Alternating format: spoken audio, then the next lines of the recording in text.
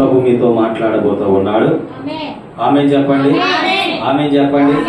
దేవునికి మహిమ కలుగును గాక. హల్లెలూయా. ఎస్తేరు అనగా నక్షత్రం అని అర్థం. ఎస్తేరు అనగా ఏంటంటే నక్షత్రం అని అర్థం. ఇది హిబ్రూ పదంలోకి వచ్చేసరికి అదస్స. ఏమని పదం? హదస్స. అదస్స అంటే అర్థం ఏంటంటే పరిమళ గల పువ్వుల పొద. అర్థమవుతుందా? ఎస్తేరు అంటే నక్షత్రం అని అర్థము.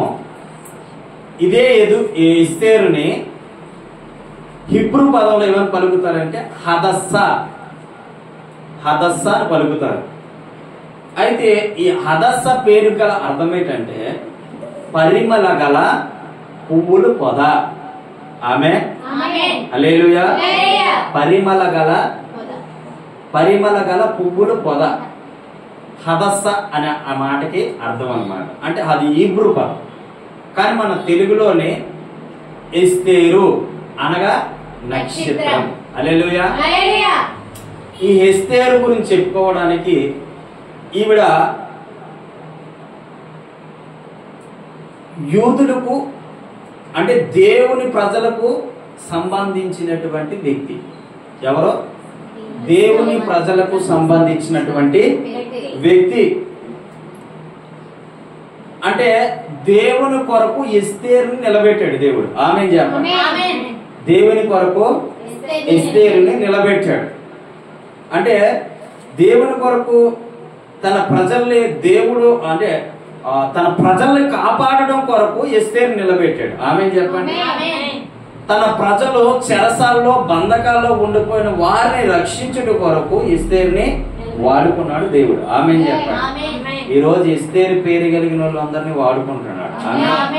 ఎక్కడ చూసినా ఎస్తేరు పేరు కానీ కనబడితే వాళ్ళు ఎలాగుంటారు తెలుసా? బహు ధైర్యవంతులు, చాలా ధైర్యవంతులు. ఎస్తేరు అని ఎవరి ధైర్యాన్ని నామకరణం వచ్చినప్పుడు నేను వాళ్ళు చూస్తుంటాను, వారికి ఏంటట ధైర్యం ఎక్కువ. ఉందా ధైర్యం ఎస్తేరు? దేవునికి మహిమ కలుగునుగా. ఎస్తేరు మంచి రాణి, అలాగే కాదు మంచి ధైర్యవంతురాలు. ఆమేన్ చెప్పు. హల్లెలూయా. ఈవిడెవరు? యూదురాలు. ఎవరు? యూదులు అనగా ఏంటంటే దేవుని ప్రజలు, దేవుని ప్రజలు. హల్లెలూయా. హల్లెలూయా. ఈ నక్షత్రము మరి ఎలా వెలుగుతుందో చూద్దామా? ఎలా వెలగబోతుందో చూద్దామా? ఓకే, చూడండి.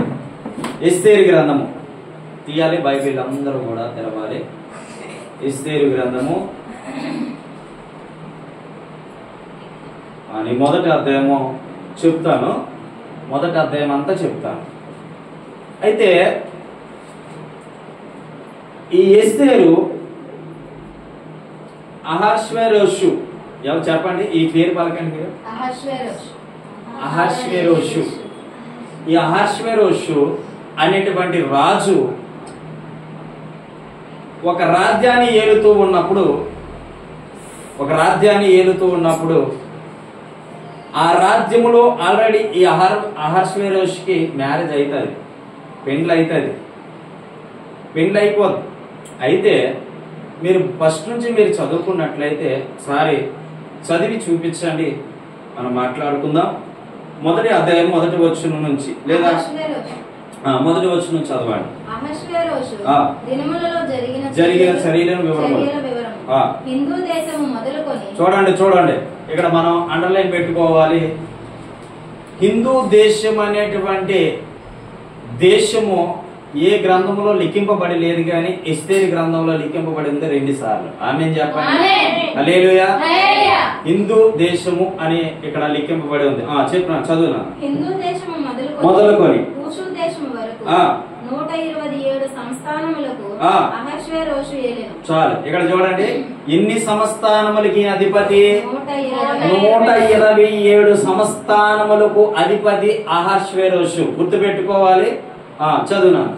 ఆ కాలమందు రాజైన అహష్వేరోషు షూషాను కోటలో నుండి రాజ్య పరిపాలన చేయుచుండగా తన ఏలుబడి యందు 3వ సంవత్సరమున తన అధిపతులందరికీ సేవకులకును విందు చేయించెను. పారసీకుల పారసీక దేశం యొక్కయు మధ్య దేశం యొక్కయు పరాక్రమశాలులను గనులను సంస్థానాధిపతులను అతని సన్నిధి నుండగా అతడు తన మహిమగల రాజ్యం యొక్క ఐశ్వర్య ప్రభావములను తన మహత్య తీసేయ ఘనతలను అనేక దినములు అనగా 180 దినములకు పరిచెను. ఇక్కడ చూడండి 180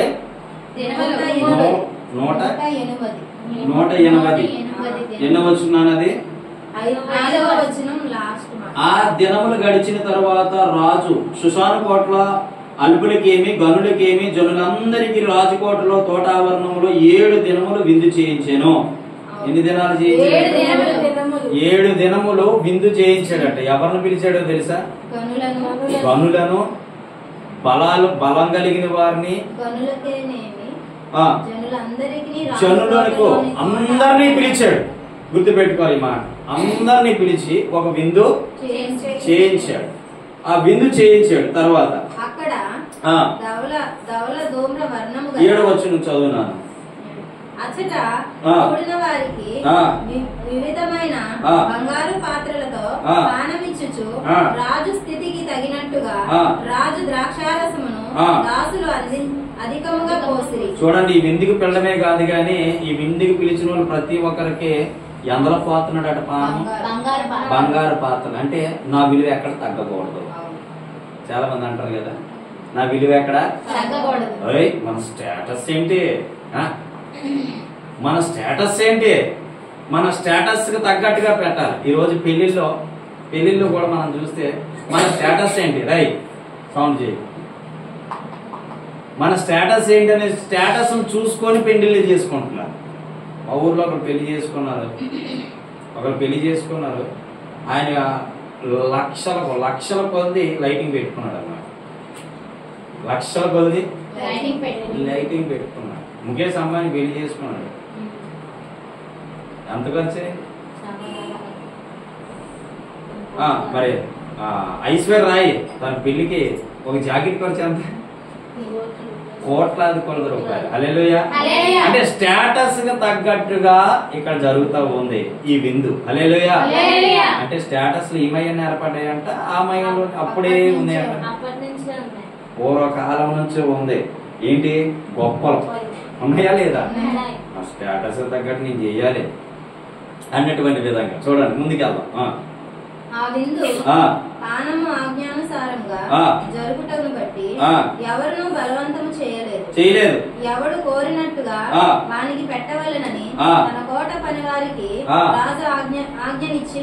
మన స్టేటస్ తగ్గట్టు మనం పెడుతున్నాం కాబట్టి ఎవ్వడికి తగ్గకూడదు. ఇక ఏంటి స్టేటస్ తగ్గట్టుగా ఏది తగ్గకుండా చూసుకో. చుట్టాలు ఏమంటా, చుట్టాలు వచ్చారా, మనం ఎంత స్టేటస్ ఉన్నా వారికి తెలియాలిరా. మన స్టేటస్ కలిగి ఉన్నాం కదా, వారికి తెలియాలి. కాబట్టి ఎక్కడ మనం తగ్గకూడదురా అంటాడు కదా తండ్రి కుమారుడికి చెప్తాడు. అవునా కదా? ఇప్పుడు ఈయన కూడా అదే చెప్తున్నాడు. అహష్వేరోషు అనే రాజు ఎవరు చెప్తున్నాడు తెలుసా? కోటలో ఉన్న వారందరికీ చెప్తున్నాడు, విందుకు వచ్చిన వాళ్ళకి ఏమి తగ్గకుండా చూసుకోండి, బంగారు పల్లెల్లో పానాలు పోయండి. ఆమె హల్లెలూయా చెప్పాడు. తర్వాత రాణి అయిన వస్తీ కూడా రాజైన అహష్వేరోషు కోటలో స్త్రీలకు ఒక విందు చేయించి. ఈవిడ చూడండి, రాజు అంటే చేయించాడండి. ఈవిడేమనుకోండి తెలుసా, చాలా మంది రాణిల పరిస్థితి ఎలాగా ఉంది ఈరోజు. ఏమంటే రాజు చేయించాడు కదా, నేను ఎందుకు చేయించుకోవడం? రాజు ఒక విందు పెట్టుకున్నాడు, కరెక్టే, మరి నేనెందుకు పెట్టుకోకూడదు, నేనెందుకు చేయకూడదు అని చెప్పి ఈ రాణి కూడా విందు తయారు చేయించుకుంది. చదువునా. 7వ దినమందు రాజు ద్రాక్షారసము తాగి సంతోషముగా ఉన్నప్పుడు కూడి వచ్చిన జనములకు అధిపతులకు రాణి అయిన వస్తీ యొక్క సౌందర్యమును కనపరచవలెనని రాజు కిరీటము ధరించుకొనిన ఆమెను తన సన్నిధికి పిలుచుకొని వచ్చినట్లు. చూడండి ఇక్కడ ఏమంటున్నాడంటే, నీ అందాన్ని అనేకులకి చూపించాలి. ఎవరందాన్ని? బస్తీ అనేటువంటి రాణి అందాన్ని చూపించాలనేసి ఈయన ఫుల్ గా వేసేసి ఉన్నప్పుడు రాజు చెప్తూ ఉన్నాడు ఈ మాట ఫుల్ గా. అక్కడ చూడండి ఎన్నో వచ్చిన అంటే 10వ వచ్చిన 7వ దినమందు రాజు ద్రాక్షారసము త్రాగి సంతోషంగా ఉన్నప్పుడు, ఎప్పుడు ఉన్నప్పుడట తాగి ఉన్నప్పుడు భలేని గుర్తొస్తాయి కదా. నా భార్య అంటే ఏమనుకుంటున్నావు, అందగైతే ఎప్పుడు గుర్తొస్తుంది వీడికి? ఏమంటాడా, నేను ఎంత కలిగి ఉన్నాను అనుకున్నా, నా బ్యాంక్ బ్యాలెన్స్ అంతా తెలుసా? ఎప్పుడు చెప్తాడు నిజం? నా వెనకాల ఎంత వస్తుందో తెలుసా, నాకు వెనకాల ఎంత అంత వస్తుందో తెలుసా? ఎప్పుడు చెప్తాడు వీడు? తాగినప్పుడు కొంతమంది నిజాలు చెప్తారు. హల్లెలూయా. ఆ నిజాలు రాబెట్టుకోండి. ఆమేన్. హల్లెలూయా. ఎందుకంటే మళ్ళీ మీరు ఎవరెక్కడ డబ్బులు దాచారో కూడా అప్పుడే చెప్తారండి. హల్లెలూయా.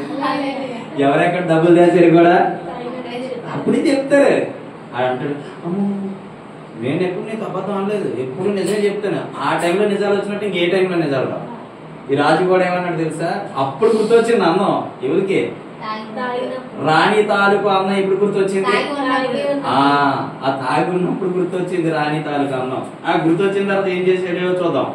కూడి వచ్చిన జనములను అధిపతులను రాణి అయిన వస్తీ యొక్క సౌందర్యమును కనుపరచవలెనని రాజ కిరీటము ధరించుకొని సన్నిధికి పిలుచుకొని వచ్చినట్లు రాజైన అహష్వేరోషు ఉపచారము చేయు మోహమాను బిస్బా హార్బోనా బిగ్బా 7 నపుంసకులకును ఆజ్ఞాపించెను, ఆమె సౌందర్యవతి.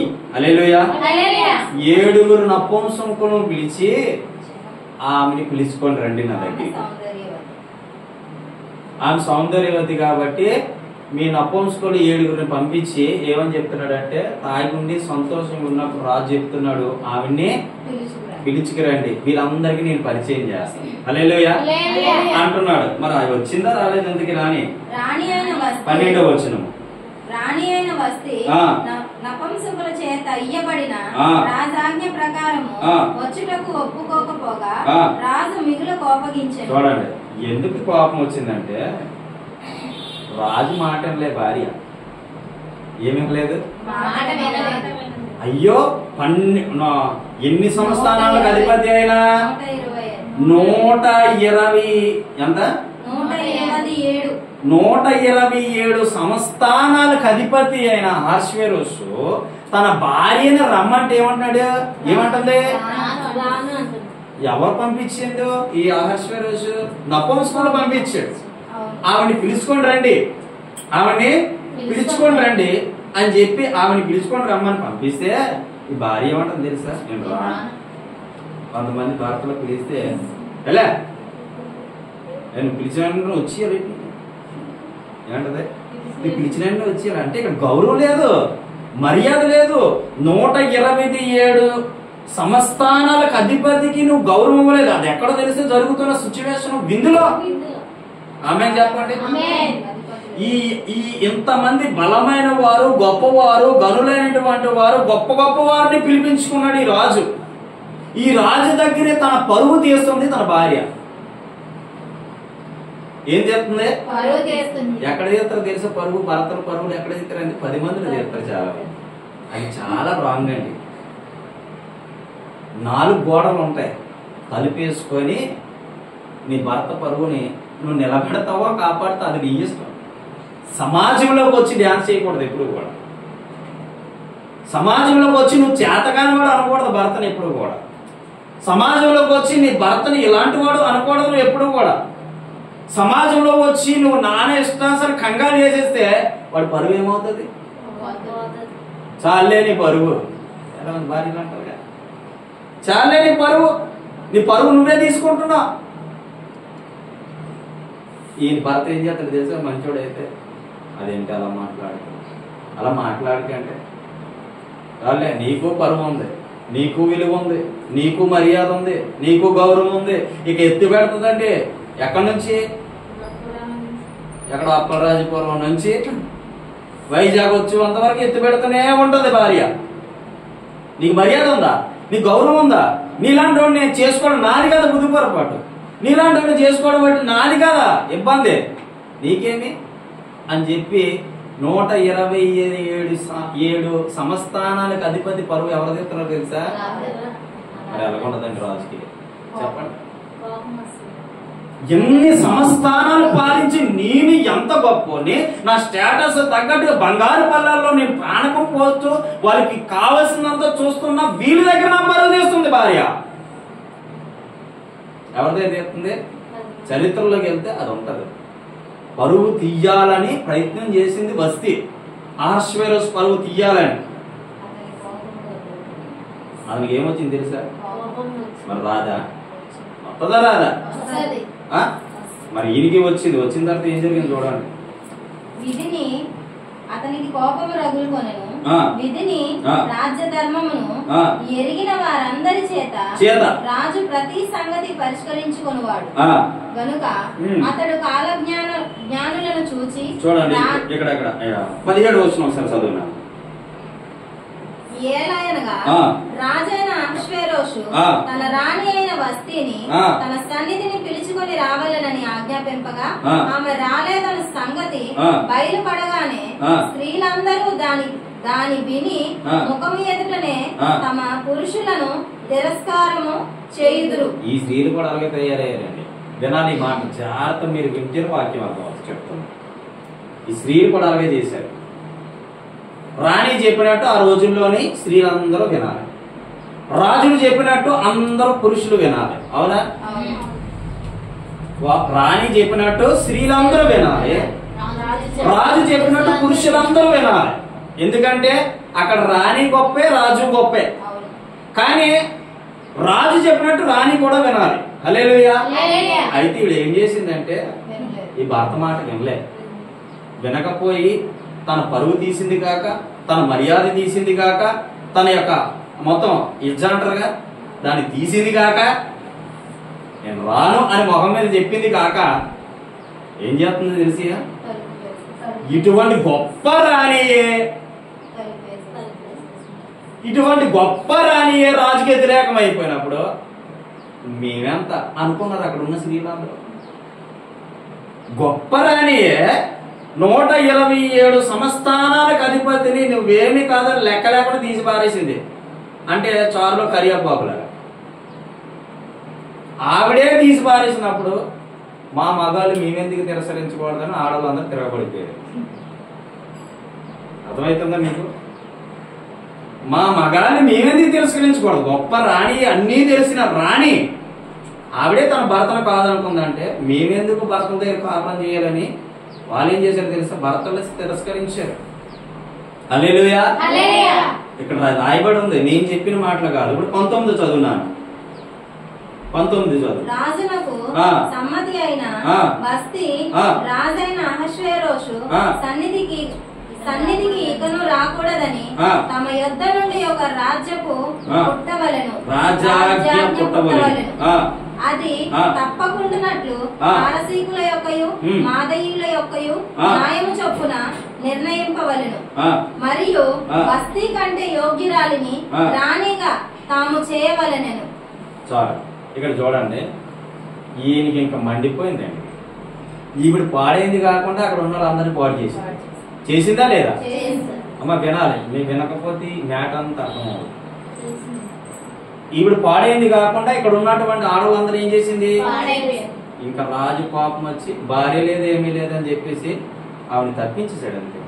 అంటే చూడండి, భర్త పరువు తీయాలనుకున్న భార్యని ఏం చేశాడు తెలుసా? రాజు వదిలిపెట్టేశాడు. ఒక అధికారంలో నీవు ఉన్నావు, ఒక అధికారంతో నువ్వు నింపబడ్డావు, ఒక శక్తితో నువ్వు నింపబడ్డావు, ఒక మహిమతో నువ్వు నింపబడ్డావు అనుకో, ఒక అధికారికి భార్య అయ్యా అనుకో. నీ భర్త చెప్పినట్లు వినకపోతే ఏమైతుంది? తప్పిస్తాడు. హల్లెలూయా. దేవుడు చెప్పినట్టు వినకపోతే ఏం చేస్తాడు? తప్పిస్తాడు. తన భార్య అయినటువంటి వస్తీకి అదే గతి పట్టింది. నీ ప్లేస్ ఇంకో భార్యని తీసి తెచ్చుకుంటా నేను. హల్లెలూయా. ఏమన్నాడు? నీ ప్లేస్ లో ఇంకొకరు తెచ్చుకుంటా నేను. అప్పుడు రోజులు ఎలాగుండి అంటే, ఇప్పుడు చట్టాలు, న్యాయాలు, ధర్మాలు వచ్చాయి. కానీ ఎవరు ఎంతమందిని చేసుకోవాలో అంతమందిని చేసుకోవచ్చు. చరిత్రలోకి వెళ్తే తెలుస్తుంది. హల్లెలూయా. ఎంతమంది కావాలంటే అంతమంది చేసుకోవచ్చు, ఇబ్బంది ఏమీ లేదు. కాబట్టి భర్తకి ఎదురు చెప్పిందని కోపముతో భార్యని విడిచిపెట్టేశాడు. అంటే తన రాజ్యాన్ని కోల్పోయింది. భర్త మాట వినకపోతే ఏమైతుంది? జీవితాన్ని కోల్పోతారు కొంతమంది భార్యలు. అజ్ఞానం కలిగిన భార్యలు అంటాను వారు. నేను ఏమంటాను?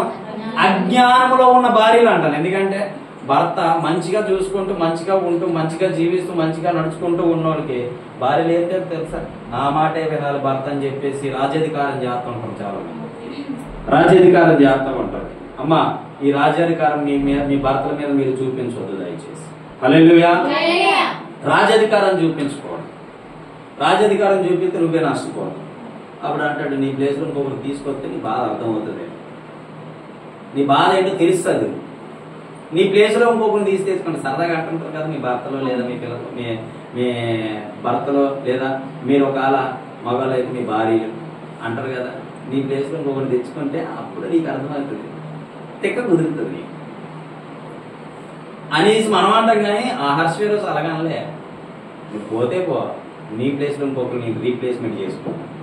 హల్లెలూయా అన్నాడు. కానీ అంటంతో సరిపెట్టలేదు, తీసి తెచ్చుకున్నాడు లేదు చూడండి ముందు. ఓకే, చదువునా. మరియు రాజు నిర్ణయము విస్తారమైన తమ రాజ్యం అంతటా ప్రకటించిన ఎడల గనురాలు గాని అల్పురాలు గాని స్త్రీలందరూ తమ పురుషులను ఇక్కడ నుంచి నేను చెప్తాను సన్మానించారు. ఇక్కడ ఏం జరిగిందంటే, నేను ఆయన్ని చదివితే లేట్ అయిపోతుంది కాబట్టి చెప్తున్నాను. ఏం జరిగిందంటే, నీ ప్లేస్ లో ఇంకొక రాణి నేను తెచ్చుకోవాలని చెప్పి ఆ రాజ్యంలో ఉన్నటువంటి ఈ 127 సంస్థానాలు కూడా దండోరు ప్రకటించాడు. ఏమని తెలుసా? రాజుకి రాణి కావాలి. కాబట్టి ఇక్కడున్న స్త్రీలందరూ రాజు సన్నిధిలో తనకి ఎవరైతే అందంగా కనబడతారో వారిని మాత్రమే రాణిగా చేసుకుంటాడు మా రాజు. కాబట్టి అందరూ స్త్రీలు రండి, ఒకళ్ళొకళ్ళ లైన్ కట్టుకొని రండి. రాజు ఎవరి మీదైతే కనికరిస్తాడో రాజు ఎవరినైతే కనికరిస్తాడో, కులంతో పని లేదు, మతంతో పని లేదు, ప్రాంతీయతతో పని లేదు, నలుపా తెలుపా ఎరుపా పనిలే, కానీ మా రాజు తన యందు దయ పుట్టి కనికరించి ఆమెను పెళ్లి చేసుకుంటాడు. హల్లెలూయా. అంటే అప్పటికి ఈ యొక్క ఎస్తేరు ఏ పరిస్థితుల్లో ఉంటుంది అంటే, తల్లిదండ్రులు లేని పిల్ల, అనాథ అనుకోవచ్చు ఒక విధంగా. అనాథగా జీవిస్తున్న ఈవిడ, అనాథగా బ్రతుకుతున్న ఈవిడికి ఎవ్వరు లేరు. అప్పుడు మొర్దెకై అని ఒక ఆయన తాను చేర్చుకొని పెంచుకుంటాడు అన్నమాట. హల్లెలూయా చెప్పండి, హల్లెలూయా చెప్పండి. దేవునికి మహిమ కలుగును గాక. ఈ మొర్దెకై తాను పెంచుకొని పెద్ద చేస్తూ ఉంటాడు. ఈవిడ కూడా ఆ యొక్క లైన్ లో నిలబడుతుంది. ఆమేన్ చెప్పండి, ఆమేన్ చెప్పు. హల్లెలూయా. అందరూ వస్తారు, రాజు ఎదుట నిలబడతారు. రాజు అంటాడు, నచ్చలే, తీసేయాలి. ఇంకొకరు ఇలాగా ఈ 127 సంస్థానంలో ఉన్నటువంటి ప్రతి ఒక్కరిని పిలుస్తారు. అంటే ఎంతమంది ఉంటారంటే 127 సంస్థానం ఉందంటే, అంటే 127 దేశాలు అనుకోండి. ఈ 127 దేశాలు వ్యక్తులు ఆడవాళ్ళందరూ వచ్చారు ఎవరి దగ్గరికి? రాజు దగ్గరికి. రాజు దగ్గరికి వచ్చినప్పుడు గుర్తుపెట్టుకోవాలి మనం, ఆ రాజు ఎదుట నిలబడితే ఎన్ని రోజులు పడుతుంది? చాలా రోజులు పడుతుంది, అవునా? ఈ చాలా రోజులు పట్టక ముందే ఈ రాణిని చూడక ముందే చాలా మందిని చూశాడు ఈయన. చాలా మందిని చూశాడు, కానీ ఎవరి మీద తన కనికరం పుట్టలేదు. ఎవ్వరు లేరనో, లేదంటో ఈవిడ యూదురాలనో, ఈవిడ తక్కువ జాతనో, లేదంటే ఇంకో ఏంటనే దేవుడి కనికరం రాలే. ఎవరి కనికరం పడింది తెలుసా? రాజు కనికరము ఎస్తేరు మీద పడింది. చాపట్లు హల్లెలూయా. ఎందుకు పడిందో తెలుసా? అప్పటికే తల్లిదండ్రులు లేని, అప్పటికే దేవుని యందు భయభక్తులు కలిగిన వాడు.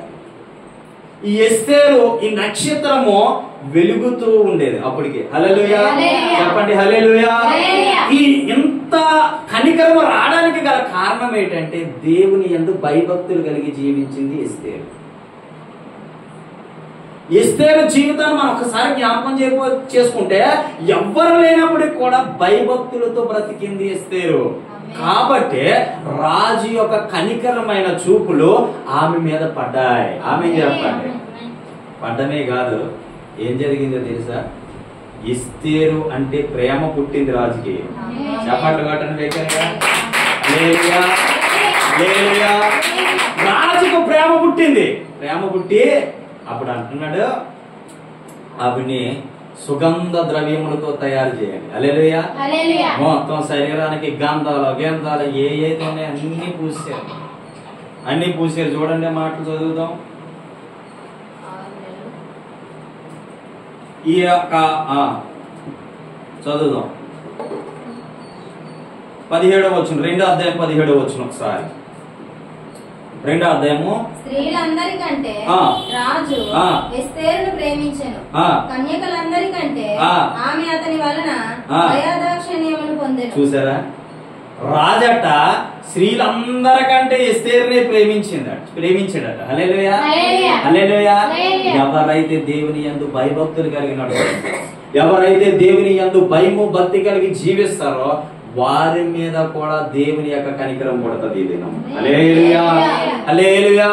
గుర్తుపెట్టుకోవాలి, మనము దేవునికి నచ్చినట్లుగా నువ్వు బ్రతికితే, దేవునికి నచ్చినట్లుగా నీ జీవిస్తే, దేవునికి నచ్చినట్లుగా నువ్వు ఉంటే, నీ జీవితం ఉంటే, నీ బ్రతుకు ఉంటే, నీ యొక్క మనసు ఉంటే, నీ హృదయం ఉంటే, ఖచ్చితంగా నిన్ను నీ కుటుంబాన్ని ఖచ్చితంగా దేవుడి కనికరమైన చూపులు నీ మీద పడతాయి. హల్లెలూయా. రాజు యొక్క చూపులు ఎవరి మీద పడాయి తెలుసా? కానీ ఎస్తేరుకి ₹1 ఆస్తి లేకపోయి అనాథ. మెర్దికి ఎలాంటి తెలుసా? ఆ మెర్దికి ఏమీ లేని ఒక అంటే డబ్బు గాని ధనం గాని బంగారం గాని ఏమి సంపాదించుకోలేనటువంటి వాటికి సామాన్యుడైన, కానీ ఎస్తేరుని పెంచి పెద్ద చేశాడు. ఆమేన్ చెప్పండి. హల్లెలూయా. అయితే ఈ చూపులు ఎవరి మీద పడ్డాయి అంటే ఎస్తేరు మీద పడ్డాయి. చూడండి ఒకసారి 21వ వచనము, 21వ వచనం, 2వ అధ్యాయం 21వ వచనం. మొర్దెకై రాజు గుమ్మములో కూర్చుని ఉండగా రాజు యొక్క ఇద్దరు షండులైన బిగ్గాను తేరేషును ద్వారపాలకులు కోపాగ్రస్తులై రాజైన అహష్వేరోషును చంపుటకు ఆలోచించుకొని. ఎందుకు చంపడానికి ఆలోచించుకున్నారో తెలుసా? ఎంతమంది గొప్పలు తీసుకొచ్చాం, స్త్రీలు ఎంతమంది డబ్బున్నోళ్ళు తీసుకొచ్చాం, ఎంత అందంగా ఉన్నోళ్ళు తీసుకొచ్చాం, ఈవిడ దగ్గర ఏమీ లేదు, ఇలాంటి ఆవిడని ఎందుకు చేసుకుంటున్నాడు ఈయన?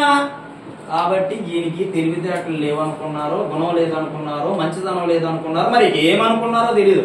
ఈయన చంపేద్దాము, ఎవరిని చంపేద్దాం అనుకున్నారు? రాజుని వేసేద్దాము, ఈ నైట్ చంపేద్దాము అనుకున్నారు.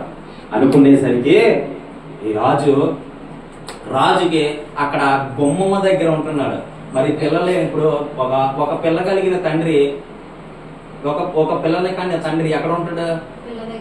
అమ్మాయి దగ్గరే కదా ఉంటాడు. అవునా కదా?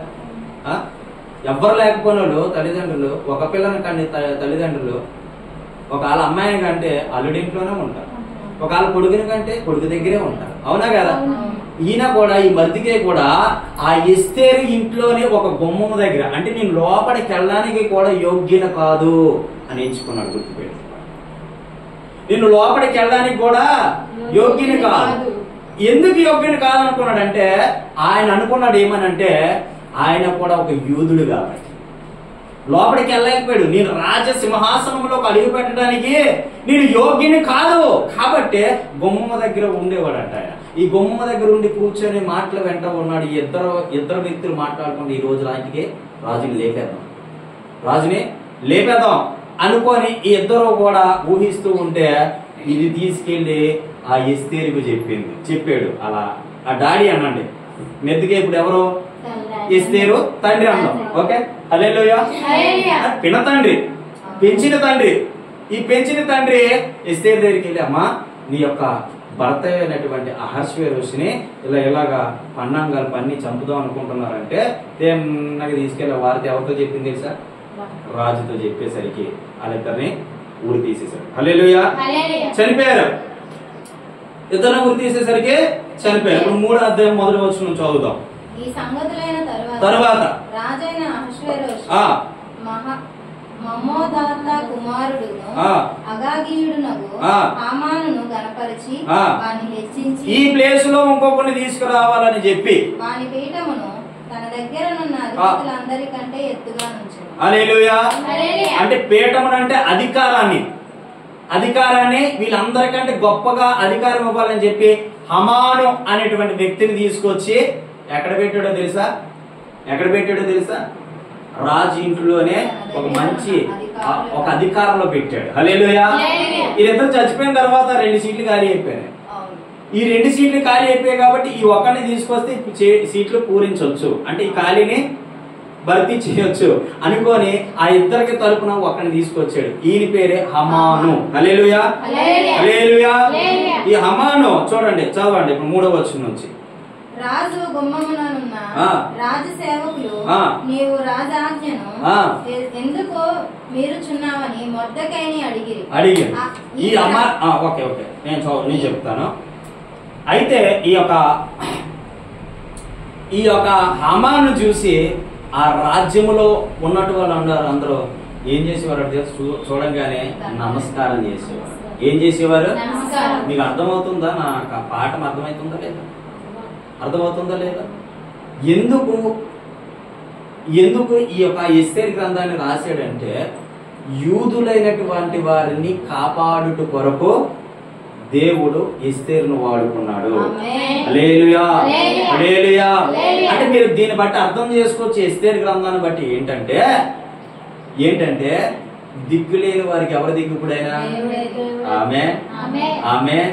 ఈ సమాజంలో చూస్తున్నారు కదా, తక్కువ కులం వాళ్ళు, ఎస్సీ ఎస్టీ మాలా మాదిగా ఇంకా ఉన్నారు కదా, వీళ్ళందరూ ఎక్కడి నుంచి పుట్టుకొచ్చారని, కాళ్ళ నుంచి పుట్టుకొచ్చారని, వారు తక్కువ జాతి వాళ్ళని తక్కువగా ఎంచుతున్నారు. చూసావు, ఇలాంటి వారిని కూడా దేవుడు వాడుకుంటాడని దీని అర్థం అన్నమాట. ఆమె చెప్పండి. ఆనాడు యూదులు అంటే ఏంటంటే ఇలాగా, ఈ యూదులు అంటే దేవుని ప్రజలైనప్పటికీ అంటరాని వారిగా చూసేవారు.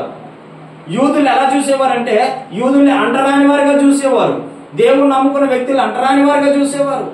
అందుకనేసే ఈ అంటరాని వారే గొప్పవారిగా ఎంచాడని దేవుడు అక్కడ ఉన్నటువంటి ఎస్తేరును వాడుకున్నాడు. ఆమె చెప్పండి, ఆమె చెప్పండి. హల్లెలూయా. అయితే ఈ మెర్దికాయని చూసి అందరూ దండాలు పెడుతున్నారు. సారీ, మర్దికాయ హామాను చూసి అందరూ కూడా ఏం చేస్తున్నారు? దండాలు పెడుతున్నారు. ఎందుకంటే అందరి మీద గొప్ప స్థానంలో నిలబెట్టాడు కాబట్టి. అహష్వేరోషు ఈ హామాను ఎక్కడ నిలబెట్టాడు? వీళ్ళందరి సమస్థానాల కంటే అధిపతిగా ఆయన్నే నిలబెట్టాడు కాబట్టి ఈయన చూసి మరి కింద ఉన్న వాళ్ళంతా ఏం చేయాలి? పై అధికారం చూసి ఏం చేయాలి? సలాం అలైకుం చెప్పాలి. అవునా? ఏం చెప్పాలి? నమస్తే అండి, నమస్తే అండి. అంటే ఇప్పుడు ఇలాగ నమస్తే అని చెప్తున్నారు కానీ అప్పుడైతే సాగిలి పడి నమస్కారం చేసేవారు. హల్లెలూయా హల్లెలూయా. సలాం అలైకుం అంటే అర్థం ఏంటి? నమస్కారం అనే కదా. ఓకే, దేవునికి మహిమ కలుగునుగా. అంటే ఇలా సాగిలి పడి నమస్కారం చేసేవారట. ఇలా చేయలేము అందుకే. అందుకే అమానుకి మెర్దికి అంటే కోపం వచ్చింది. హల్లెలూయా. కోపం వచ్చింది. కోపం ఎందుకు వచ్చిందంటే నాకు అందరూ సలాం కొడుతుంటే నన్ను చూసి కనీసం నమస్కారం కూడా పెట్టలేదు, నేనంటే ఏమనుకుంటున్నారో చూపించాలని చెప్పి ఈ యొక్క అమ్మాను ఏం చేశాడంటే మెర్దికని చంపడానికి ప్రయత్నించాడు. హల్లెలూయా హల్లెలూయా. అప్పుడు చూడండి 4వ అధ్యాయంలోకి వద్దాము. 4లో 2వ వచనం చదువుదాం. రాజు గుమ్మం ఎదుటికి వచ్చెను. గోనె కట్టుకొనివాడు రాజు గుమ్మమున ప్రవేశింపకూడదన్న ఆజ్ఞ గలదు. రాజు యొక్క ఆజ్ఞయు శాసనమును ఏ సంస్థానమునకు వచ్చెనో అక్కడనున్న యూదులు ఉపవాసముండి మహాదుఃఖములోను ఏడ్పులోను రోదనములోను మునిగిన వారైరి. అనేకులు గోనెను బూడిదను వేసుకొని పడి ఉండిరి. ఎస్తేరు యొక్క పనికత్తెలను ఆమె దగ్గరనున్న షండులను వచ్చి జరిగిన దాని ఆమెకు తెలియజేయగా రాణి గొప్ప మనోవిచారము గలదై మొర్దెకై కట్టుకొని ఉన్న గోనె పట్టను తీసివేయమని ఆజ్ఞ ఇచ్చి కట్టించుటకై అతని యొద్దకు వస్త్రములను పంపెను గాని అతడు వాటిని తీసుకొని. చూడండి ఇక్కడ ఏం జరిగిందంటే ఈ ఎప్పుడైతే ఈ అమాను మెర్దికైని చంపుదాం అనుకున్నాడో అప్పుడు ఏ సమస్య వచ్చినా ఆ రోజుల్లోనే ఏం చేసేవారో తెలుసా? గోనిపట్ట కట్టుకొని బూడిదలోని దేవునికి ప్రార్థన చేసేవాడు. హల్లెలూయా హల్లెలూయా. అంటే ఎంత భక్తి కలిగిన కుటుంబమో ఈ మెర్దికై కుటుంబం, గుర్తుపెట్టుకోవాలి. ఏమన్నాడు అమ్మాను మెర్దికైని? నాకు నమస్కారం చేయలేదు కాబట్టి కోపపడి తను చంపాలని ఉద్దేశించాడు. చంపడానికి ఉద్దేశించిన ఈ వ్యక్తి ఏమైపోయాడో తెలుసా? ఏమన్నాడో తెలుసా? నేను చంపుతాను అని చెప్పాడు. ఈ మనోవిచారం అన్నం తినక ఉపవాసం ఉండి కన్నీరు విడుచుతూ గోని పట్ట కట్టుకొని బూడిద జల్లుకొని ఉంటే ఈ మాట తీసుకెళ్లి ఎస్తేరుకి చెప్పారు అక్కడ ఉన్న ప్రజలు. హల్లెలూయా. ఎస్తేరుకి చెప్పారు. ఎస్తేరు ఏం చేయాలి నాకు అర్థం కావట్లే, ఏమైంది ఏంటి, ఎందుకు మా డాడీ అన్నం తినట్లే, ఎందుకు మా నాన్నగారు భోజనం చేయట్లే, ఎందువల్ల మా నాన్నగారు ఇలాగైపోయింది పరిస్థితి అనుకున్నాడు. కానీ అమ్మాను చంపుదాం అనుకున్న విషయము ఆవిడికి తెలీదు. కానీ ఎప్పుడు తెలిసిందయ్యా అంటే ఈయన గోని పట్ట కట్టుకొని ఏడుస్తూ ఉన్నప్పుడు. అంటే దీన్ని బట్టి మనం అర్థం చేసుకోవాలి, నీకు సమస్య వచ్చినా, కష్టం వచ్చినా, బాధ వచ్చినా, ఇబ్బంది వచ్చినా, ఇరుకులు వచ్చినా, శోధన వచ్చినా దేవునికి మొర్రపెట్టు. ఆమేన్ చేయండి. ఈ యొక్క మెర్దికి ఏం చేశాడంటే నాకు అపాయం వస్తుందని తెలిసి, నాకు కష్టం వస్తుందని తెలిసి బూడిదలోని గోని పట్ట కట్టుకొని ఆరాధన చేసేవాడు. హల్లెలూయా. మరి నువ్వు చేస్తున్నావా శ్రమలో? నువ్వు చేస్తున్నావా ఇబ్బందుల్లో? నువ్వు చేస్తున్నావా కష్టంలో దేవునికి ప్రార్థన? నీ కష్టం వస్తే ప్రార్థన చేస్తావు, ఇష్టం వస్తే మానే. ఏమంటావు తెలుసా? ఏమంటావు తెలుసు? నన్ను కాపాడుకోవా, నన్ను దీవించుకోవా, నన్ను ఆశీర్వదించుకోవా. నీ ప్రార్థన ఒక రోజుతో కాదు, 2 రోజులు కాదు, 3 రోజులు కాదు, వారం రోజులు కాదు, లేదా 10 రోజులు కాదు, 50 రోజులు కాదు, నిత్యము ప్రార్థన చేసే వ్యక్తిగా ఉండాలి. కష్టం వచ్చినప్పుడు ప్రార్థన చేస్తావు, కానీ అది వెంట దేవుడు గుర్తుపెట్టు. ఏమనుకుంటున్నావు? ఇప్పుడు తండ్రి కుమారుడు ఉన్నాడండి. కుమారుడు తండ్రి మాట వింటే రోజు ఏదో ఒకటి తెచ్చి పెడతాడు. అవునా కదా? ఎందుకు? నా కుమారుడు నా మాట వింటున్నాడు కదా.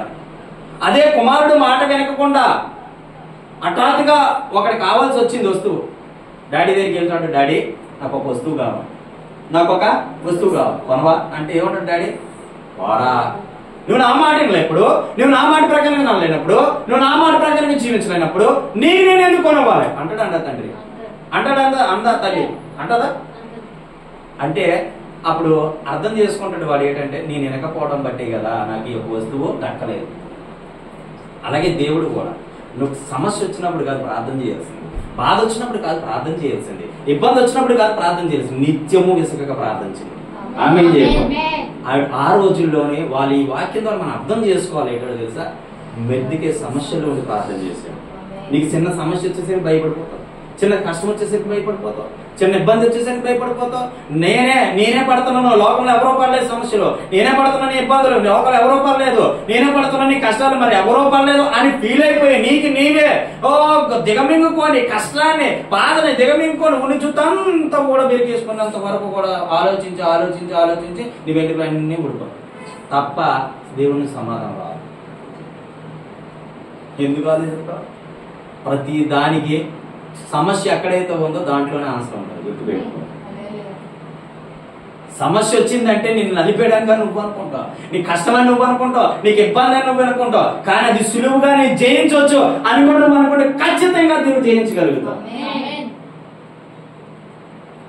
ఆ టైంలో ప్రార్థన చేస్తే మెద్దిగైకి అద్భుతమైన సమాధానం వచ్చింది. అద్భుతమైన సమాధానం వచ్చింది. చూడండి ఒకసారి అప్పుడు 12వ వచనం కొద్దాం ఒకసారి. వారు ఎస్తేరు యొక్క మాటలు మొర్దెకైకి తెలుపగా మొర్దెకై ఎస్తేరుతో ఇట్లు ప్రత్యుత్తరం ఇచ్చి రాజనగరులో ఉన్నంత మాత్రము చేత యూదులందరికంటే నువ్వు తప్పించుకొందువని నీ మనస్సులో తలంచుకొనవద్దు. నీవు ఈ సమయమందు ఏమీ మాటలాడక మౌనముగా నున్న యెడల యూదులకు సహాయమును విడుదలయు మరి ఒక దిక్కు నుండి వచ్చును, గాని నీవును నీ తండ్రి ఇంటి వారును నశించుదురు. నీవు ఈ సమయమును బట్టి రాజ్యమునకు వచ్చితివేమో ఆలోచించుకొనమని చెప్పుమని వార్నింగ్ ఇస్తుంది. ఇక్కడ అమ్మానికి అర్థమవుతుందా? వార్నింగ్ ఏమో తెలుసా? నువ్వు రాణిని బట్టే వచ్చావు తప్ప, అదేనా? సారీ 10వ వచనం చదువుదాం ఒకసారి. పిలవబడక పురుషుడే గాని స్త్రీయే గాని రాజు యొక్క అంతర్గృహమున ప్రవేశించిన యెడల బ్రతుకున్నట్లుగా రాజు తన బంగారపు దండను ఎవరి తట్టు చాపునో వారు తప్ప ప్రతి వాడు సంహరింపబడుచున్న కఠినమైన ఆజ్ఞ కలదని రాజు సేవకులందరినీ అతని సంస్థానంలో ఉన్న జనులందరికీ తెలిసే ఉన్నది. అయితే ఇక్కడ ఏం జరిగిందంటే ఒక సభ పెట్టిండు. ఎవరో అహష్వేరోషు, గుర్తుపెట్టుకోవాలి. ఒక సభ పెట్టిండు. ఆ సభలోనే ఈ రాణి అంటది, రాణి మీద ఈ ఒక రాజదండం ఉంటుంది ఆర్షవేరస్ చేతిలో. గుర్తుపెట్టుకోవాలి మీరు, నా అర్థం చేసుకున్న మాటలు అర్థం చేసుకోండి. ఈ ఆర్షవేరస్ చేతిలో ఒక రాజదండం అనేది ఒక దండం ఉంటుంది. ఆ దండము ఆ సభలో కూర్చున్న వారందరి వైపు చాపుతాడు. ఆ చాపినప్పుడు ఎవరి మీద అయితే ఈ దండం ఆగుతుందో, అంటే ఈ యొక్క కర్ర ఆగుతుందో, ఆ దండము ఆ కర్ర ఆగిన తర్వాత వారు ఏది చెప్తే రాజు అది చేసే విధంగా ఉంటాడు అన్నమాట. అయితే ఈ తిన్నంగా ఇదంతా చూపుతూ వస్తే తిన్నగా వచ్చి ఎస్తేరు దగ్గర ఆగుతుంది. ఎస్తేరు దగ్గర ఆగితే, ఎస్తేరు నీ కోరిక ఏంటి? ఏమని అడుగుతాడు? నీ కోరిక ఏంటి ఎస్తేరు చెప్పు అంటే అక్కడ చెప్తా చూడండి. ఇప్పుడు 11వ వచనం చదువు, 12వ వచనం చదువు. ఒక నిమిషం. పిలవబడకమున పురుషుడే గాని స్త్రీయే గాని రాజు యొక్క అంతర్గమున ప్రవేశించిన ఎడలా బ్రతుకున్నట్లుగా రాజు తన బంగారపు దండమును, చూసారా, ఎవరి తట్టు చాపునో వారు తప్ప ప్రతి వాడు సంహరింపబడుచున్న కఠినమైన ఆజ్ఞ గలదని రాజు సేవకులందరినీ అతని సంస్థానంలో జనులందరికీ తెలిపి ఉన్నది. నేటికి 30 దినముల నుండి రాజు నొద్దకు ప్రవేశించుటకు నేను పిలవబడలేదని చెప్పమనేను. వారు ఎస్తేరు యొక్క మాటలు మెర్దికే తెలపగా మెర్దికే ఎస్తేరుతో ఇట్లు ప్రత్యుత్తరం ఇచ్చాను. ఎవరితోనే? ఎస్తేరు యొక్క మాటలు మెర్దికేకి తెలపగా ఎస్తేరు యొక్క మాటలు మెర్దికేకి తెలపగా మెర్దికే ఎస్తేరుతో ఇట్లు ప్రత్యుత్తరం ఇచ్చాను. ఎవరు ఇచ్చారు? ఎస్తేరుతో మెర్దికే ఎస్తేరుతో ఇట్లా ప్రత్యుత్తరం ఇచ్చాడు. రాజనగర్లో ఉన్నంత మాత్రము చేత యూదులందరికంటే ఈ యొక్క తండ్రి చెప్తున్నాడు కుమార్తెకి. అర్థమవుతుందా? చదివితేనే కానీ ఏది అర్థం కాదు, అవునా కదా? ఈ తండ్రి చెప్తున్నాడు, నేను ఎస్తేరు ఇట్లా ప్రత్యుత్తరం ఇచ్చాను. 13వ వచనం. రాజనగర్లో ఉన్నంత మాత్రము చేత యూదులందరికంటే నీవు తప్పించుకుందువని నీ మనస్సులో తలంచుకొనవద్దు. నీవు ఈ సమయం ముందు ఏమీ మాట్లాడక మౌనంగా ఉన్న ఎడల యూదులకు సహాయము విడుదలయు మరి యొక్క దిక్కు నుండి వచ్చును. యూదులకి ఏదో ఒక విధంగా సహాయం వస్తుంది. నువ్వు నోరిపితే సహాయం వస్తుంది నువ్వు అనుకోనక్కర్లేదు. యూదులకి ఏదో ఒక రకంగా సహాయం వస్తుంది. కానీ నీవు నీ తండ్రి ఇంటి వారును నశించెదరు. హల్లెలూయా. నీవు ఈ సమయమును బట్టి రాజ్యమునకు వచ్చేదివేమోనో ఆలోచించుకోమని చెప్పాను. 15వ వచనం.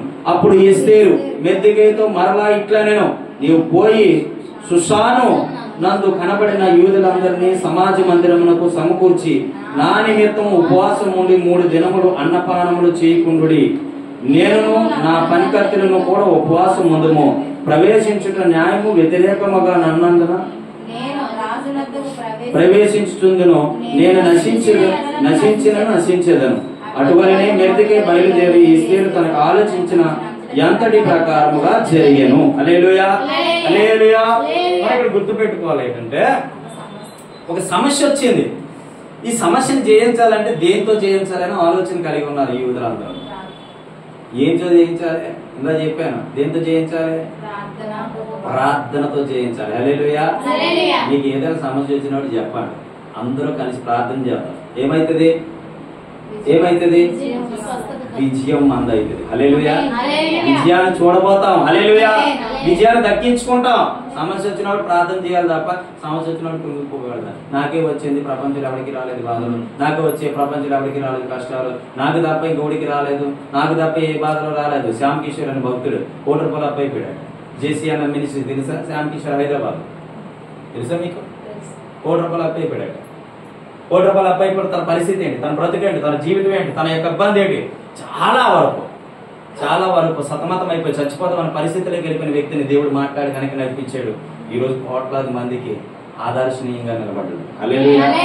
సమస్య నాది అనుకోకుండా సమస్య మనది అనుకుంటే మనం జయించగలుగుతాము. ఆమేన్. హల్లెలూయా. ఏదైనా సమస్య ఉన్నప్పుడు గ్రూప్ ఉందిగా, పెట్టండి, ప్రార్థన చేస్తాం, దేవుడు అద్భుతం చేస్తాడు. మన ప్రార్థన వల్లనే కానీ తప్ప దేని వలన మనం జయించలేము. అర్థమవుతుందా? ఏదైనా ప్రార్థన వల్ల జయిస్తాం, మనమైనా మరి ఎవరైనా. హల్లెలూయా. మీకు తెలుసా ఏం పేరు అంటే ఒక దైవజనుడు ఉన్నాడు వరంగల్ ప్రాంతంలో, మంచి దైవజనుడు. ఆ దైవజనుడు వరంగల్ ప్రాంతంలో సేవ చేస్తూ ఉన్నాడు. రైలు పట్టాల మీద పడుకొని చచ్చిపోతాం అనుకున్న పరిస్థితి, తిండి లేక తిప్పలేక అల్లాడిపోతూ ఉన్న పరిస్థితుల్లో, ఇబ్బంది పడుతున్న పరిస్థితుల్లో, ఏం చేయాలో తోచలేని పరిస్థితుల్లో, ఎటువంటి విధంగా ఉండాలో తెలియని పరిస్థితుల్లో దేవుడు పట్టాల మీద ఉన్న పడుకున్న వ్యక్తిని లేపుకొచ్చాడు. హల్లెలూయా. లేపుకొచ్చి తను ఈ రోజు వాళ్ళ మందిరానికి ఒక ట్రైన్ వేసాడు. విశ్వాసులకి ఒక ట్రైన్ అంటే ఏ స్థితిలో ఉన్న వారిని ఏ స్థితిలో తీసుకొచ్చాడు, ఏ స్థితిలో ఉన్న వారిని ఏ స్థితిలో నడిపించాడు. మీరు ఆలోచించుకోవాలి కరెక్ట్గా. ఇప్పుడు 5వ అధ్యాయం చదువుదాం మొదటి నుంచి.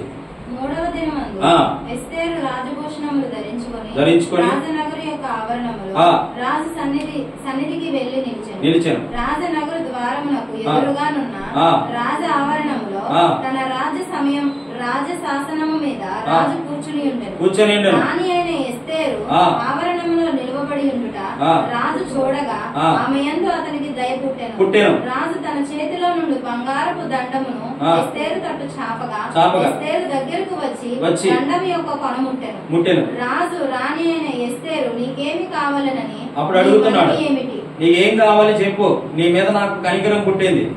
రాజ్యములో సగము మటుకు నీకు అనుగ్రహించేదని. నీకేం కావాలంటే రాజ్యం అంతా నీకు సగం ఇచ్చేస్తాను చెప్పు.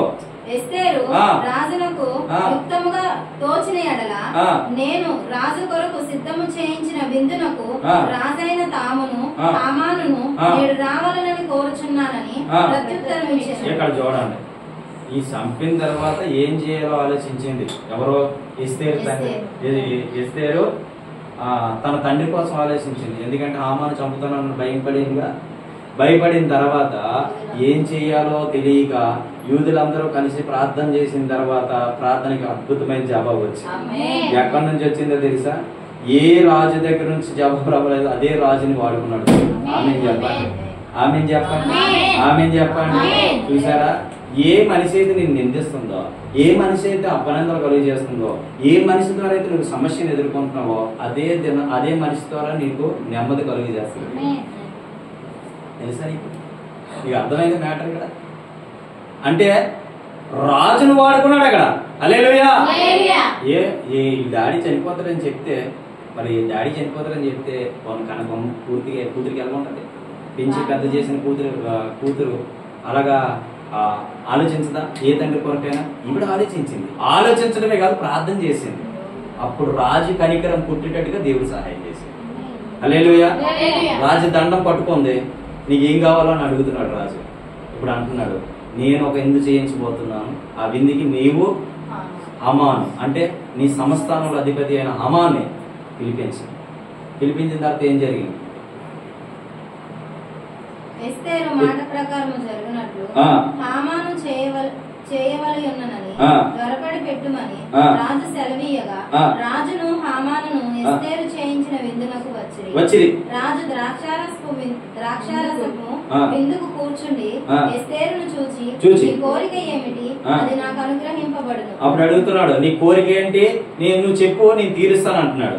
మనవి ఏమిటి, అది రాజ్యములో సగమట్టుకైనను చేయబడునని చెప్పగా ఇలాగో ప్రత్యుత్తరం ఇచ్చాను. రాజమైన తమ దృష్టికి నా ఎడల దయగలిగి నా మనవి చొప్పునను నా కోరిక చొప్పునను జరిగించుట రాజువైన తమకు అనుకూలమైతే రాజ్యమైన తామును హామానును మీ నిమిత్తము నేను చేయింపబో విందునకు రావలను.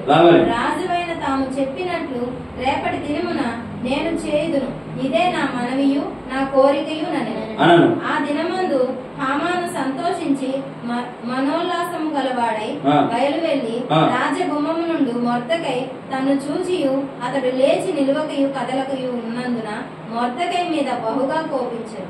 అయితే హామాను కోపము అణుచుకొని తన ఇంటికి పోయి తన స్నేహితులను తన భార్య అయిన జెరెషును పిలిపించి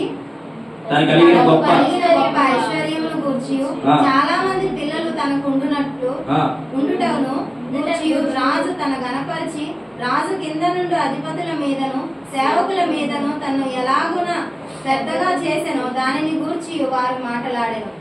మరియు అతడు రాణి అయిన ఎస్తేరు తాను చేయించిన విందునకు రాజును తనను తప్ప మరి ఎవరిని పిలిపించలేదు. చూసారా? ఇక్కడ ఏం చేసిందంటే మీ ఇద్దరే రావాలి తప్ప మరి ఎవరో రాకూడదు. ఈయనేమనుకున్నాడు తెలుసా? అందరినీ పిలిస్తే మొత్తం అందరినీ పిలుస్తుందేమో విందుకే, మొత్తం అందరినీ రావాలేమో అనుకొని వాళ్ళ దగ్గరికి వెళ్ళి ముచ్చటిస్తున్నాడు. ఎవరో మెర్దికే ముచ్చటిస్తూ ఉంటే అక్కడ ఏం జరిగిందో తెలుసా? హామాను అహర్వేరోషు మీ ఇద్దరే రావాలి ఈ విందుకి, మరి ఇంకెవరు రాకూడదు. ఇప్పుడు చదువునా. రేపటి దినమును కూడా రాజుతో కలిసి విందులకు రమ్మని నాకు సెలవైనది తెలియజేశాను. అయితే యూదుడైన మొర్దెకై రాజు గుమ్మమున కూర్చుని ఉండుట నేను చూచినంత కాలము ఆ పదవి అంతటి వలన నాకు ప్రయోజనం ఏమీ లేదు. అతడు చెప్పగా అతని భార్య అయిన జెరెషును అతని స్నేహితులందరూ 70 మూరల ఎత్తుగల ఒక ఉరికొయ్య చేయించుము, దాని మీద మొర్దెకై ఉరితీయింపబడినట్లు రేపు నీవు రాజుతో మనవి చేయుము, తరువాత నీవు సంతోషముగా రాజుతో కూడా విందులకు పోవుదువు అని అతనితో చెప్పిరి. ఈ సంగతి హామానునకు యుక్తముగా కనబడినందున అతడు ఉరికొయ్య ఒకటి సిద్ధము చేయించెను. ఈ హామాను వచ్చినప్పుడల్లా మెర్దికే కనీసం ఎలా పెట్టేవాడు కాదండి. ఈ హామాను అదే రాజ్యంలో తిరిగేవాడు, ఈ మెర్దికే కూడా అదే రాజ్యంలో ఉండేవాడు. అయితే ఇక్కడ జరిగింది ఏంటంటే హామాను అలాగా కూర్చొని తనకి నమస్కారం పెట్టకపోవడం వల్ల తన విలువ ఎక్కడ పడిపోతుందో అని ఫీల్ అయిపోయేవాడు హామాను. ఎక్కడైతే మర్దికే నన్ను నమస్కరిస్తాడో అప్పుడు నా గౌరవం పెరుగుతుంది, అందరూ గౌరవిస్తున్నప్పుడు ఈయనెందుకు గౌరవించకూడదు, ఈయనెందుకు నన్ను ప్రేమించకూడదు అని చెప్పి తన మీద కోపగించుకొని ఆ యొక్క భార్యతో చెప్తున్నాడు ఏంటంటే నేను మళ్ళీ వచ్చినప్పుడు చూశాను కనీసం నమస్కారం కూడా చేయలే, నమస్కారం కూడా పెట్టలే నాకు. నేను అందరి మీద గొప్పవాడిగా నన్ను అహస్వేరోషు చూశాడు కదా, మరి అంత గొప్పవాడిని నన్ను ఏం చేస్తున్నాడు, ఈయన ఒట్టిగా తీసి పారేస్తున్నాడు. అవునా? చాలా మంది అంటారు నన్ను ఒట్టిగా తీసి పారేస్తుండండి, గౌరవం లేదు, మర్యాద లేదు, ఏమి లేదు, ఒట్టిగా తీసి పారేస్తుండ అంటున్నాడు. అంటే తన భార్య ఏం చెప్పింది తెలుసా, నువ్వు ఎందుకు వెళ్ళక ముందు ఒక ఉరికొయ్య సిద్ధం చేసుకో. ఏం సిద్ధం చేసుకోమంది? ఎందుకు? అతను ఉరి తీయడానికి నువ్వు ఉరికొయ్య సిద్ధం చేసుకో, నువ్వు ఉరి తీసేద్దాం, ఆ తర్వాత ఎందుకు వెళ్దాం అనుకుంటున్నారు వీళ్ళు. అనుకుంటే ఏం జరిగింది అది చూడండి. ఆరాధ్యాయం ఆ రాత్రి నిద్ర పట్టకపోయినందున రాజ్యపు సమాజ గ్రంథము తెమ్మని రాజు ఆజ్ఞ అయ్యగా అది రాజు ఎదుట చదివి వినిపించారు. పాలకులైన బిగాను తెరేషు అను రాజు యొక్క 2 నపుంసకులు రాజైన అహస్వేరోషును చంప యత్నించిన సంగతి మొర్దెకై తెలిపినట్లు అందులో వ్రాయబడింది. ఏం జరిగిందంటే ఫస్ట్ ఇద్దరిని చంపే రాజు నిన్ను చంపుదామని ఇద్దరు కుట్ర చేస్తున్నాడు అని చెప్పి మొర్దెకై తన యొక్క కుమార్తె ఎస్తేరుకి చెప్తాడు. ఎస్తేరు ఏమొచ్చి మా నాన్న చెప్పాడని చెప్పదు, మొర్దెకై చెప్పాడని చెప్పదు, కానీ నేనే చెప్పానని చెప్తుంది. ఎందుకంటే మా నాన్న చెప్పాడంటే బాగోదేమో అనుకుందేమో, చెప్పలేదు. కానీ ఇప్పుడు ఆయన ఒక డైరీ రాసుకున్నాడు మొర్దెకై. ఆ డైరీ ఇప్పుడు తీసి చూడంగానే ఆ రాత్రి చూడంగానే ఆ రాజ్య సమావేశ గ్రంథంలో తెమ్మని రాజు ఆజ్ఞయిగా, ఏ రాజు? అహస్వేరోషు ఆజ్ఞయిగా ఈ అహస్వేరోషు తీసి చదువుతుంటే ఈ మాట ఉంటది అనమాట. అయితే మీ డాడీ చెప్పాడా అంటే మీ డాడీ విన్నాడా అంటే మీ డాడీ మంచోడు అనుకున్నాడు ఇప్పుడు రాజు. హల్లెలూయా. మీ డాడీ మంచోడు ఇస్తేరో మీ డాడీ కూడా మంచోడు అనుకున్నాడు. మంచోడే మొర్దెకై. అయితే చూడు ఇప్పుడు ద్వారపాలకులైన బిగాను తెరాబు అను రాజు యొక్క 2 నపుంసకులు రాజైన అహస్వేరోషును చంప యత్నించిన సంగతి 3వ వచనం చదువునా. రాజు ఆ సంగతి విని ఇందు నిమిత్తం మొర్దెకై బహుమతి ఏదైనాను ఘనత ఏదైనాను చేయలేము అని ఎడగగా రాజు సేవకుడు అతనికి ఏమీ చేయబడలేదని ప్రత్యుత్తరం ఇచ్చిరి. ఈ డైరీ చదవంగానే రాజు ఏమంటున్నాడో తెలుసా, నా ప్రాణాన్ని కాపాడా నువ్వు. ఎవరిని కాపాడా? నా ప్రాణాన్ని కాపాడావు, నీకు ఏదో ఒకటి గిఫ్ట్ ఇవ్వాలి, కాబట్టి నీకు ఏమైనా ఇచ్చారా అంటే నాకు ఏమి ఇవ్వలేదు అని చెప్తున్నాడు. ఇప్పుడు చదువున్నాను 4వ వచనం. అప్పుడు ఆవరణంలో ఎవరు ఉన్నారని రాజు చెప్పాను. అప్పుడు అడుగుతున్నాడు రాజు ఎవరు ఉన్నారు అప్పుడు ఆ సందర్భంలో. అప్పటికి హామాను తాను చేయించిన ఉరికొయ్య మీద మొర్దెకైని ఉరితీయింప సెలవిమ్మని రాజుతో మనవి చేయుడికి రాజు నగరకు ఎక్కి ఆవరణంలోనికి వచ్చి ఉండేను. ఈ మొర్దెకైని చంపేద్దాం, ఎందుకంటే నాకు నమస్కరించలేదు. కానీ మొర్దెకై అప్పటికే రాజు దీవుల్ని పొందే ఉన్నాడు. హల్లెలూయా. చూడండి దేవుని ఆలోచనలు ఎలాగుంటాయో, దేవుని యొక్క విశ్వాసం ఎలాగుంటుందో, దేవుని కృప ఒక మనిషి పట్ల ఎలాగుంటుందో. మొర్దెకై అప్పటికే రాజు దీవుల్ని పొంది ఉన్నాడు. కానీ అదే రాజు దగ్గరికి ఈ హామాను వచ్చి అందాం అనుకుంటున్నాడు. ఏమనంటే ఈ ఊరి తీయించేద్దాం అంటే నేను చెప్పింది రాజు వింటాడు కదా అని చెప్పి ఈ ఉరికొయ్యి ఆల్రెడీ సిద్ధపరిచి రాజు దగ్గరికి వస్తున్నాడట. అప్పుడు చదువునా. రాజు సేవకులు ఏలినవాడా చిత్తగించుము, హామాను ఆవరణంలో నిలిచి నిలవబడి ఉన్నాడని రాజుతో చెప్పగా రాజు అతని రానీయుడని సెలవిచ్చినందున హామాను లోపలికి వచ్చెను. రాజు గణపరచను ఆపేక్షించి వానికి ఏమి చేయవలనని రాజు అతని అడుగగా హామాను నన్నుగాక మరి ఎవరిని రాజు గణపరచనని నాపేక్షించినని తనలో తాను అనుకొని ఏమనుకుంటున్నాడు? నన్నుగాక ఎవరిని, నన్ను గొప్పగా ఉంచాడు కదా, నన్నుగాక ఎవరిని కనపరుస్తాడు, నన్నుగాక ఎవరిని మంచిగా చూస్తాడు అనుకుంటున్నాడు హామాను. ఇప్పుడు చదువున్నాను. రాజు గణపరచను ఆపేక్షించు వానికి చేయతగినది ఏమనగా రాజు ధరించుకొను రాజవస్త్రములను, రాజు ఎక్కు గుర్రమును, రాజు తన తల మీద ఉంచుకొను రాజ కిరీటమును ఒకడు తీసుకొని రాగా గనులైన రాజు యొక్క అధిపతులలో ఒకడు ఆ వస్త్రములను ఆ గుర్రమును పట్టుకొని రాజు గణపరచిన నాపేక్షించు వానికి ఆ వస్త్రములను ధరింపజేసి ఆ గుర్రము మీద అతన్ని ఎక్కించి రాజవీధులలో అతన్ని నడిపించుచు రాజు గణపరచిన ఆపేక్షించు వానికి ఈ ప్రకారముగా చేయతగునని అతని ముందర చాటింపవలెను.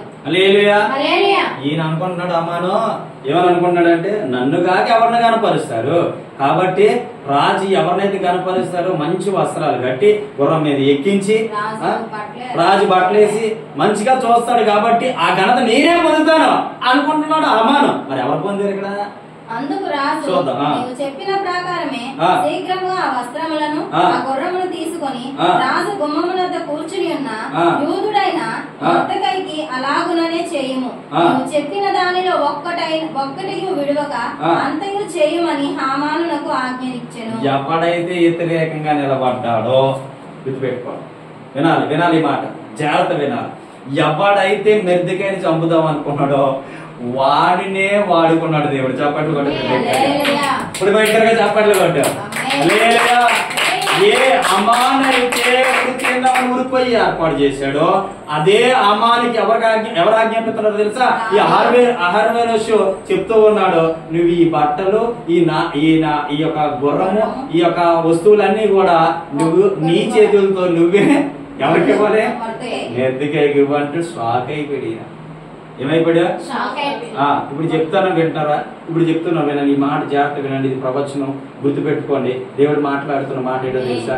ఎవరైతే నీకు వ్యతిరేకంగా ఉన్నారో, ఎవరైతే నిన్ను నిందిస్తున్నారో, ఎవరి వల్ల అయితే నువ్వు అవమానం పాలు చెందుతున్నావో, ఎవరైతే నువ్వు పనికిమాలేదని అన్నారో, నువ్వు గొప్పవాడు అవ్వలేమన్నారో, నువ్వు పడిపోయావన్నారో, నువ్వు దరిద్రతో ఉన్నావన్నారో వాళ్ళతో వాళ్ళ నోట అంటే మళ్ళీ దేవుడు చెప్పించబోతున్నాడు నువ్వు గొప్పదానివి. చప్పటి కొట్టి దగ్గరగా హల్లెలూయా. ఇది జరిగింది. ఏ మెర్దికే అయితే అలాగా అనుకున్నాడేమో మెర్దికే నేను చంపబడతానేమో అని, కానీ మెర్దికేకి రాజు వస్త్రములు దక్కినాయి. హల్లెలూయా. రాజు వస్త్రములు అంటే బంగారముతో చేయించిన వస్త్రములు. హల్లెలూయా. ఇటువంటి బంగారపు అయినటువంటి జీవితాన్ని దేవుడు మెర్దికేకి ఇచ్చాడు. హల్లెలూయా. హల్లెలూయా. ఏడు చదవాలి ఇంకా. ఆ ప్రకారమే హామాను ఆ వస్త్రములను ఆ గుర్రమును తీసుకొని మొర్దెకైకి ఆ వస్త్రములను ధరింపజేసి ఆ గుర్రము మీద అతన్ని ఎక్కించి రాజ వీధులలో అతన్ని నడిపించుచు రాజు గణపరచన ఆపేక్షించు వానికి ఈ ప్రకారము చేయి తగునని అతని ముందర చాటించెను. హల్లెలూయా. చూడండి ఎంత ధన్యుడిగా ఆ మెర్దికే జీవించాడు. హల్లెలూయా. చదువునా. తరువాత మొర్దెకై రాజు గుమ్మం వద్దకు వచ్చెను. అయితే హామాను తల కప్పుకొని దుఃఖించుతూ తన ఇంటి ద్వారమున వెళ్లిపోయాను. హల్లెలూయా. చూడండి సిగ్గుపడి వెళ్ళిపోయాడు. ఆ ఘనత నాకే దొక్కుతుంది అని డాన్స్ చేశాడు. ఫస్ట్ ఆ ఘనత నేనే పొందుకుంటానని డాన్స్ చేశాడు. ఇప్పుడు ఆ ఘనత ఎవరికి దక్కింది? ఎవరికి దక్కాలో వారికి దక్కింది. ఆ మెర్దికేకి దక్కేసరికి సిగ్గుపడిపోయి నేనే పెద్ద అధికారం అనుకొని ఫీల్ అయిపోయాడు. ఎవరు అలా ఫీల్ అవ్వకండి, ఓకే? నేనే పెద్ద అధికారంగా ఫీల్ అయిపోయిన వ్యక్తి సిగ్గుపడిపోయి అలా బయట బొమ్మ నుంచి బయటకు వస్తాడు. హల్లెలూయా. అందుకే బీద వారిని పెంట మీద చెత్త లాంటి వారిని తీసుకెళ్లి ప్రధానికి కూర్చోబెట్టే దేవుడు. నా దేవుడు ఎలాంటాడు? బీదవారిని కావచ్చు, పనికి మాలే వారిని కావచ్చు, వాళ్ళు గొప్పలు చేసి వారిని ప్రధానితో కూర్చోబెడతాడు దేవుడు. అదే దేవుడు అంటే. హల్లెలూయా. బేదను బేదలుగా ఉంచేయడం, ధనవంతుడు ధనవంతుడిగా ఉంచేయడం, గొప్పను గొప్పలా ఉంచేయడం దేవుడి పని కాదు. నువ్వు దేవుడికి లోబడితే నువ్వు ఎవరైనా సరే నేను వాడుకొని ప్రధానులతో కూర్చోబెడతాడు. ఆమేన్. హల్లెలూయా. గుర్తుపెట్టుకోవాలి చాలా జాగ్రత్తగా మన మాటలు. ఆ తర్వాత కూడా ఏం జరిగిందో తెలుసా? ఆ తర్వాత జరిగిన సిచ్యువేషన్ చెప్పేస్తే ఇక్కడ చదివించను. ఏ ఉరికొయ్యితోనైతే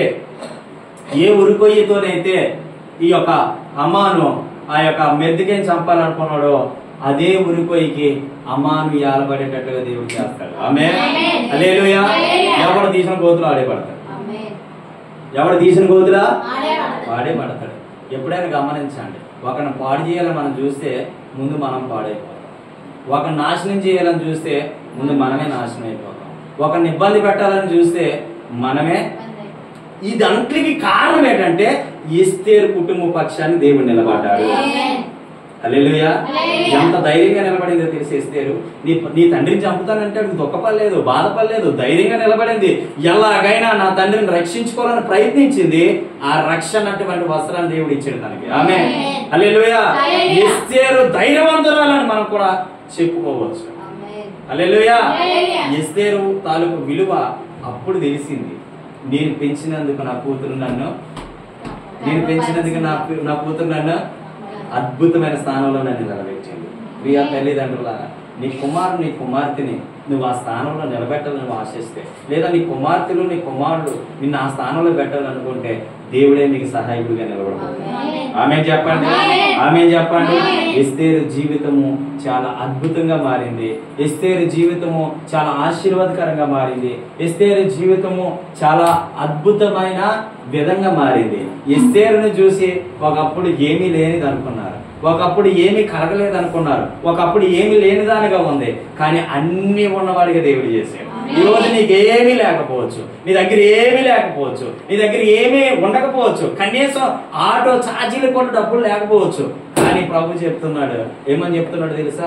ఏమీ లేని వారిని నేను వాడుకుంటాను. అన్ని ఉన్నవారుగా, అన్ని ఉంటే అందరూ పెడతారు, ఏమీ లేనప్పుడే వాడుకుంటాడు దేవుడు. ఆమేన్ చెప్పండి. అదేనండి ఎస్తేరు. అదే ఎస్తేరు గ్రంథం యొక్క వివరణ. అదే ఎస్తేరు కలిగి ఉన్న జీవితము, అదే ఎస్తేరు కలిగి ఉన్నటువంటి భాగ్యము. దేవుని యందు దయ పుట్టింది, దేవుడికి దయ పుట్టింది. తన కలిగి ఉన్న రాజు కూడా ఎస్తేరు మీద దయ పుట్టింది. అంత చక్కనిదిగా ఎస్తేరు బ్రతికింది. అంటే అర్థం ఏంటో తెలుసా? దేవుని యొక్క కనికరములో ఎస్తేరు మీద, తన కుటుంబం మీద నిలబడ్డాయి. దేవుని యొక్క కనికరములు నీ మీద, నీ కుటుంబం మీద నిలబడాలంటే నువ్వు చక్కని దానిగా దేవుని కొరకు నిలబడితే దేవుడు నిన్ను వాడుకుంటాడు. హల్లెలూయా. ఎంత ధైర్యంగా నిలబడింది, ఎంత చక్కగా నిలబడింది. ఒక ఆ రోజుల్లో చూసుకున్నట్టే తక్కువ జాతి కులస్తులు అన్నటువంటి పేరును కూడా చెరిపేసింది ఆ ఒక్క వార్త ద్వారా. రాజు నగరంలో కూర్చుంది, రాజు సింహాసనం మీద కూర్చుంది. ఇంకా మనం చెప్పుకోవాలంటే రాజు ఎక్కడైతే ఉంటాడో అక్కడే ఉంది. ఆమేన్ చెప్పు. ఇప్పుడు గనురాల, గొప్పరాల, దీనమైందా? ఆమేన్. హల్లెలూయా. ఎస్తేరు గొప్ప గనురాలికి ఎంచబడింది. అంటే అది నిన్ను బట్టి నన్ను బట్టి కాదు. మనం ఈ రోజులో తినడానికి తినలేని మన పరిస్థితిని ఒక బండి మీద, ఒక కారు మీద తిరుగుతున్నామంటే నిన్ను బట్టి కాదు, నీవు కలిగి ఉన్న, నీవు సేవించుతున్న దేవుని బట్టి. హల్లెలూయా. నీవు సేవించుతున్న, నీవు ఆరాధించుతున్న దేవుని బట్టి తప్ప మరి నీ బలము, నీ శక్తి కాదు. ఆమేన్ చెప్పు. ఎస్తేరు తను నిలబడింది, అద్భుతం చేసింది. ఇప్పుడు కూడా నువ్వు నిలబడితే అద్భుతం ఏంటో చూస్తావు. ఇది ఈ యొక్క ఎస్తేరు గ్రంథం యొక్క వివరణ. అర్థమైందా? ఎస్తేరు ఎంత గొప్పదో, ఎస్తేరు ఎంత దీనులుగా దేవుని యందు ఉపవాసం ఉండి ప్రార్థన చేసింది.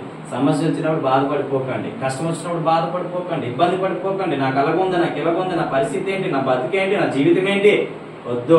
ఈ మాటలు వద్దు. ఏ మాట మాట్లాడాలో తెలుసా? నేను ప్రార్థన చేస్తా, దేవుడు నాకు సమాధానం ఇస్తాడు. నేను ప్రార్థన చేస్తా, దేవుడితో నీ గోచాడి సంపాదించుకుంటా సమాధానం. ఆమేన్ చెప్పు. హల్లెలూయా. దేవుడు గొప్పవాడండి, దేవుడు అద్భుతకరుడండి. ఎస్తేరును దీవించిన దేవుడిని దీవించడా? ఎస్తేరును ఆశీర్వదించిన దేవుడు నేను ఆశీర్వదించడా? ఎస్తేరును ప్రేమించిన దేవుడు నేను ప్రేమించడా? ఎస్తేరుపై కనికరము చూపించిన దేవుడు నీ మీద కనికరించడా?